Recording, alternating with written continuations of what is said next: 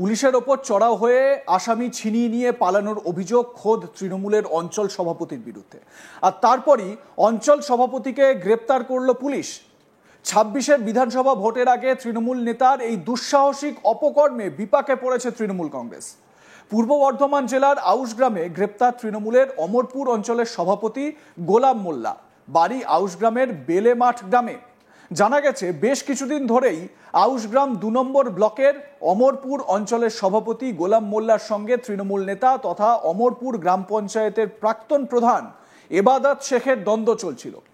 সেই আক্রোশ থেকেই গত ২৭শে সেপ্টেম্বর বেলেমাঠ গ্রামের বাসিন্দা এবাদত শেখকে আক্রমণ করে গোলাম মোল্লার অনুগামীরা। অভিযোগ, এবাদত শেখকে বিষ্ণুপুর বাস স্ট্যান্ডের কাছে বেলেমাঠ গ্রামেরই ৪ জন ঘিরে ধরে ব্যাপক মারধর করে। এবাদতকে হাসপাতালে ভর্তি করা হয়। জাকির শেখ, আমানত শেখ, জীবন মোল্লা এবং নাসির শেখ নামের ৪ জনের বিরুদ্ধে অভিযোগ দায়ের করেন এবাদত শেখের স্ত্রী মোমেনা বেগম। কিন্তু পুলিশ ঘটনায় নীরব থাকে। অভিযুক্তরা ধরা না পড়ায় পুলিশ সুপারের কাছে অভিযোগ জানান এবাদত। এমনকি বর্ধমানে পুলিশ সুপারের অফিসে স্ত্রী সন্তান নিয়ে ধর্নায় বসেন এবাদত। বলেন তিনি আতঙ্কিত। অভিযুক্তদের বিরুদ্ধে কোনো রকম পদক্ষেপ যদি পুলিশ না নেয় বা তাদের গ্রেপ্তার না করে তাহলে তিনি বাড়ি ফিরতে পারবেন না। চাপে পড়ে পুলিশ অভিযোগের ভিত্তিতে পদক্ষেপ নিতে বাধ্য হয়। ১ অক্টোবর আউশগ্রাম থানার পুলিশ বেলেমাঠ গ্রামে অভিযান চালায়। জাকির মোল্লা নামে অভিযুক্তদের একজনকে গ্রেপ্তার করে পুলিশ। অভিযোগ, এরপর তাকে গাড়িতে তোলার সময় তৃণমূলের অঞ্চল সভাপতি গোলাম মোল্লার নেতৃত্বে কয়েকজন পুলিশের গাড়ি ঘিরে জোর করে অভিযুক্তকে ছিনিয়ে নিয়ে চলে যায়। পুলিশ কর্মীরা বাধা দিতে গেলে লাঠি নিয়ে পুলিশকে মারধর করা হয় বলে অভিযোগ। পুলিশ গোলাম মোল্লা সহ ৮ জনের বিরুদ্ধে একটি স্বতঃপ্রণোদিত মামলা দায়ের করেছে। ঘটনার পর ফেরার ছিল অভিযুক্তরা। এই ঘটনায় অভিযোগকারী প্রাক্তন প্রধান এবাদত শেখ কি বলেছেন শোনাবো তার বক্তব্য। আমরা এই জন্য এসেছি গতকাল ৬:৩০টার সময়। আমি যখন বাড়ি থেকে বের হই, আমাদের বাড়ি হচ্ছে বেলেমাঠে মান্দেপাড়া বাস স্ট্যান্ড যাচ্ছিলাম। হঠাৎ বেলেমাঠ বাস স্ট্যান্ডে বেলেমাঠে কিছু দুষ্কৃতী আমার উপর অ্যাটাক করে এবং সেই পরিপ্রেক্ষিতে আমরা ছুরা ওসিতে আমরা একটা কমপ্লেনও করি ৪ জনের নামে, কিন্তু কাল থেকে আজও পর্যন্ত কোনো অ্যাকশন নেওয়া হয়নি। তো আমরা ছুরার ওসিকে বলেছিলাম যে যারা ওই এলাকার দুষ্কৃতী তারা বাজারে ঘুরে বেড়াচ্ছে, কিন্তু তাদের ক্ষেত্রে কোনো পদক্ষেপ নেয়নি। আমি বর্তমানে বর্ধমান হসপিটাল ভর্তি ছিলাম। আমার এই দিকটা ওই দুষ্কৃতীরা মেরে আমার এই দিকে যে হাড় আছে হাড় ভেঙে দিয়েছে। তার কিছু এক্সরে রিপোর্ট আমার কাছে আছে বর্ধমান মেডিকেল কলেজে। আচ্ছা, তো আমাদের বক্তব্য বিষয় ছিল যে ওই দুষ্কৃতীদের মধ্যে কিছু জনকে অ্যারেস্ট করা। তো আমি যখন হসপিটালে ভর্তি থাকি তখন আনুমানিক রাত্রি ৯:১০-১৫ বাজে।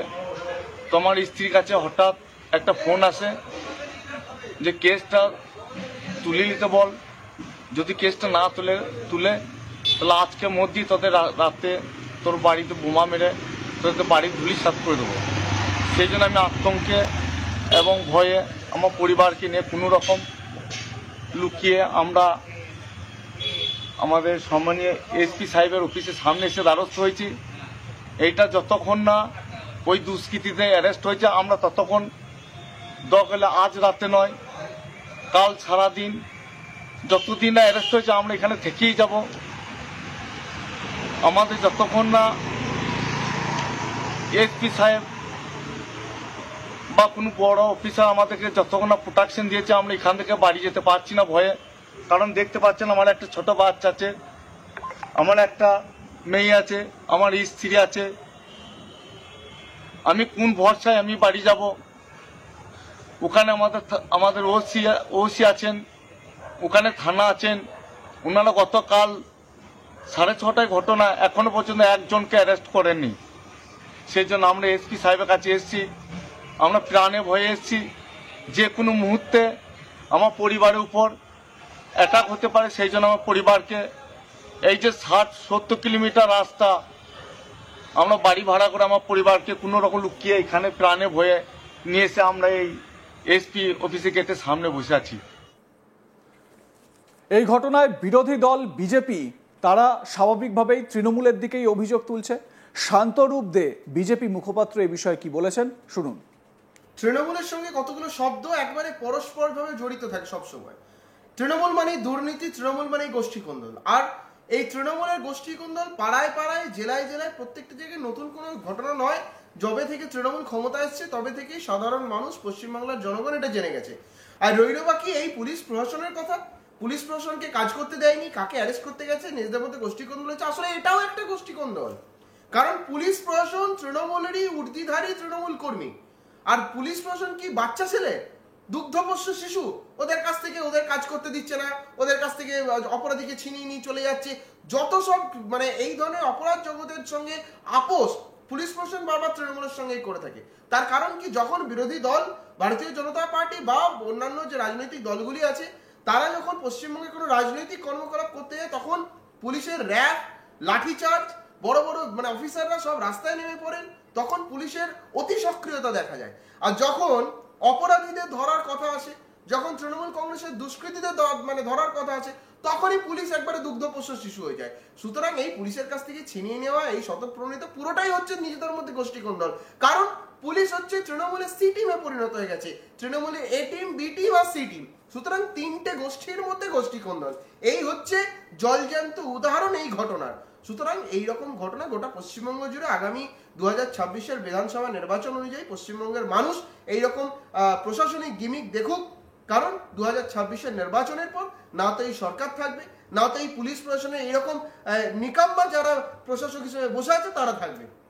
একদম সমূলে সাধারণ মানুষ নিজেদের গণতান্ত্রিক অধিকারকে প্রয়োগ করে কিভাবে সোয়াহা করতে হয় সেটা সাধারণ মানুষ গণতান্ত্রিক পদ্ধতিতে ভোটাধিকার প্রয়োগ করে বুঝিয়ে দেবে। না থাকবে এই মাননীয় সরকার, না থাকবে এই তৃণমূলের সরকার। এই ঘটনার পর আজ তাক বাংলার প্রতিনিধি তৃণমূলের জেলা সভাপতি রবীন্দ্রনাথ চ্যাটার্জিকে ফোনে যোগাযোগ করেন। তিনি ফোনে আমাদের জানান যে দলের নিয়ম ভঙ্গ করলে তার শাস্তি হবে। কি বলেছেন তিনি শুনুন। আমি আপনার কলটা আপনার অনুমতি নিয়ে রেকর্ড করছি। আপনাদেরই দলের অঞ্চল সভাপতি গোলাম মোল্লা, তাকে পুলিশ গ্রেফতার করেছে। পুলিশের উপর আক্রমণ, পুলিশের হাত থেকে আসামি ছিনিয়ে নেওয়া ইত্যাদি কেসে তাকে গ্রেফতার করা হয়েছে। অন্যদিকে আবার তার বিরুদ্ধে দলেরই প্রাক্তন যে সভাপতি ছিল তার উপর হামলা চালানোর অভিযোগ রয়েছে। তার কি বলবেন? ঘটনা যেটা হলো, আমাদের দলের নেতৃত্ব সবসময় বলে যে শৃঙ্খলা মেনে চলতে হবে, আইন কেউ নিজের হাতে তুলে নিতে পারবে না। আইন যদি কেউ নিজের হাতে তুলে নেয় সেখানে আইন আইনের পথে চলবে, এবং সেটাই হয়েছে। তার বিরুদ্ধে কি কোনো রকম স্টেপ দলের তরফ থেকে তাহলে কি নেওয়া হবে? প্রমাণ হলে তাকে দল থেকে তাড়িয়ে দেওয়া হবে। গোপন সূত্রে খবর পেয়ে বৃহস্পতিবার গভীর রাতে গোলাম মোল্লাকে গ্রেপ্তার করেছে পুলিশ। আপনাদের মতামত এ বিষয়ে জানাতে ভুলবেন না। দেখতে থাকুন আজ তাক বাংলা। সাবস্ক্রাইব করুন আমাদের ইউটিউব চ্যানেলটি, বেল আইকন প্রেস করুন নোটিফিকেশন পেতে।